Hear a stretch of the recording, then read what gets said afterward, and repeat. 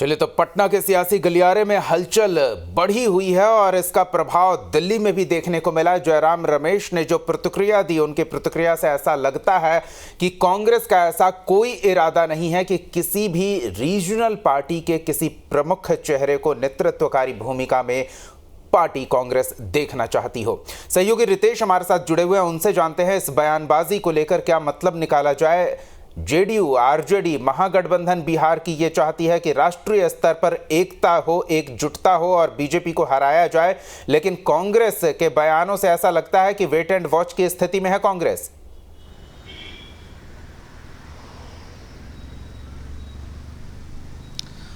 बिल्कुल सही कहा दीपक आपने। और बिहार में जो राजनीति हो रही है अब उसका असर दिल्ली में हो रहा है और देखिए कि दिल्ली से प्रतिक्रिया भी सामने आ गई। कल किस तरह से विपक्षी एकता को गोलबंद करने की कोशिश की जा रही थी। ड्राइविंग सीट पर बैठने की बात तेजस्वी यादव ने कही।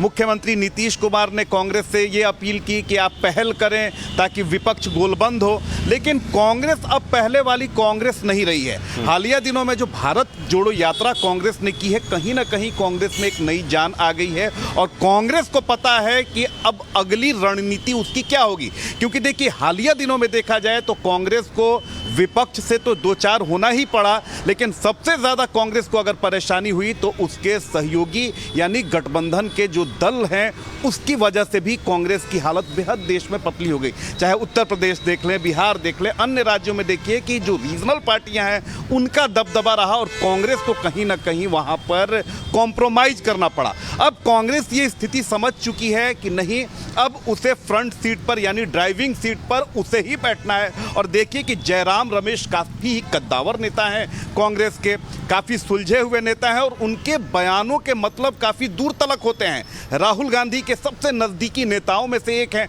तो ये जयराम रमेश का बयान नहीं बल्कि इसे माना जाए कि ये राहुल गांधी का ही बयान है। और सीधे सीधे उन्होंने ये मैसेज दे दिया है कि ड्राइविंग सीट पर भले ही तेजस्वी यादव कह रहे हो कि रीजनल पार्टियों को होना चाहिए, लेकिन उन्होंने ये साफ संदेशा भिजवा दिया है कि ड्राइविंग सीट पर कांग्रेस ही रहेगी। यानी प्रधानमंत्री पद का दावेदार अगर कोई है तो वो कांग्रेस पार्टी से है, वो राहुल गांधी हैं। दूसरी तरफ नीतीश कुमार ने जो अपील की कि अगर सारे लोग एक हो जाएं, कांग्रेस इसमें पहल करे, क्योंकि विपक्ष में कई सारे चेहरे हैं जो कांग्रेस के साथ मिलकर काम नहीं करना चाहते हैं। नीतीश कुमार चाह रहे हैं कि कांग्रेस वहां पर उन लोगों से पहल करे, बातचीत करे। उसका भी जवाब देखिए कि जयराम रमेश ने सीधे तौर पर दिया कि हम उस तरह के व्यक्ति नहीं, हमारी पार्टी उस तरह की नहीं है, हमारी छवि वो नहीं है कि हम बीजेपी के साथ कभी हो कभी किसी और के साथ हो। यानी कहीं ना कहीं ये जो निशाना साधा गया है वो मुख्यमंत्री नीतीश कुमार पर ही है, क्योंकि विपक्ष में बहुत कम ऐसी पार्टियां हैं जो कभी बीजेपी के साथ रही हो, फिर उससे दूर हुई हो, फिर बीजेपी के साथ आई हो। ये इकलौते नीतीश कुमार हैं। उनकी पार्टी जेडीयू है जो कभी विपक्ष में रहती है, कभी बीजेपी के साथ आती है, कभी विपक्ष में रहती है। लिहाजा उनकी जो पार्टी की रणनीति है वो भरोसेमंद नहीं रही है, चाहे उनके साथियों की बात करें या फिर उनके विपक्ष की बात करें। तो जयराम रमेश ने सीधे तौर पर स्पष्ट कर दिया है कि ड्राइविंग सीट पर तो भाई कांग्रेस ही बैठेगी और उन्हीं पर कांग्रेस भरोसा करेगी जो बीजेपी के साथ शुरू से दो दो हाथ कर रही है, जो बीजेपी को पटखनी देने के लिए तैयार है। वैसे लोगों पर भरोसा कांग्रेस करने को कतई तैयार नहीं है जो कभी बीजेपी के हितैषी होते हैं, फिर मौका देखकर साइड होते हैं, फिर जब मौका लगता है तो बीजेपी के साथ हो जाते हैं। यानी साफ तौर पर कांग्रेस ने अपनी बात स्पष्ट कर दी है कि आने वाले साल 2024 में उसकी रणनीति क्या होने वाली है। बिल्कुल रितेश, यानी कि अगर कहें कि बिहार से जिस महत्वाकांक्षा के साथ नीतीश कुमार दिल्ली का रुख कर रहे थे और महागठबंधन बिहार में जो उम्मीद लगाए बैठा था, उन उम्मीदों पर, नीतीश कुमार की महत्वाकांक्षा पर दिल्ली से कांग्रेस के नेता ने पानी फेरा है।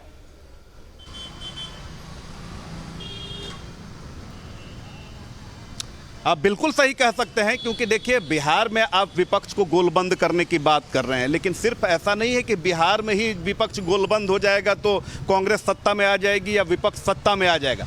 पूरे देश में जब विपक्ष गोलबंद होगा, एकजुट होगा, तभी आप बीजेपी को पटखनी दे सकते हैं। नीतीश कुमार बार बार अपील करते हैं, लेकिन देखिए कि केसीआर की रैली में पिछले बार उन्हें नहीं बुलाया गया। कई जगह जहां पर विपक्षी गोलबंदी होती है वहां पर आरजेडी जेडीयू को छोड़ दिया जाता है। तो ये बार क्यों, आखिर बीजेपी की ताकत क्यों बढ़ती है? बीजेपी, क्योंकि बीजेपी एक रणनीति पे चलती है, उसे पता है कि उसकी राजनीति क्या है, उसकी रणनीति क्या होगी और उसके मुद्दे क्या कुछ होने वाले हैं। लेकिन विपक्ष के साथ दिक्कत यह है कि विपक्ष में खेमेबाजी है, गुटबाजी है, सीटों को लेकर कोई एक बिल्कुल रितेश, सीटों की बात तो अभी काफी आगे है, 24 में काफी समय है, तब तक राजनीति में ऊंट किस करवट बैठेगी ये कोई अंदाजा नहीं लगा सकता है। लेकिन अगर अभी की बात करें तो क्या कांग्रेस का ये अविश्वास इस कारण है क्योंकि भारत जोड़ो यात्रा के समापन पर जो आमंत्रण दिया गया था उस आमंत्रण पर नीतीश कुमार की पार्टी की ओर से कोई पॉजिटिव रिस्पांस नहीं मिला था?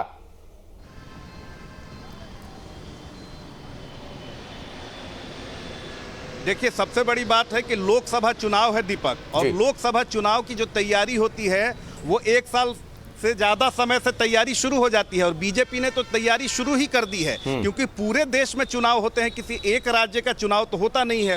लिहाजा सभी जो पार्टियां हैं लोकसभा के लिए ही खुद को तैयार कर रही हैं और कांग्रेस को यह बखूबी पता है कि अगर अभी उसने ढील छोड़ी और जो क्षेत्रीय दल, क्योंकि कांग्रेस को अगर सबसे ज्यादा नुकसान किसी ने पहुंचाया तो उसके सहयोगियों ने पहुंचाया, क्षेत्रीय दलों ने पहुंचाया। अब देखिए कि कोई भी उपचुनाव भी होता है वहां पर कांग्रेस को नहीं पूछा जाता है।